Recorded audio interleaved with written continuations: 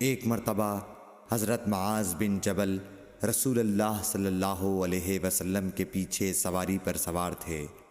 آپ نے فرمایا، اے معاذ، میں نے عرض کیا حاضر ہوں یا رسول اللہ۔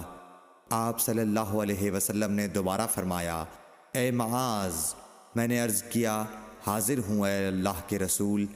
آپ صلی اللہ علیہ وسلم نے سے بارہ فرمایا، اے معاذ، میں نے عرض کیا حاضر ہوں اے اللہ کے رسول۔ 3 بار ایسا ہوا۔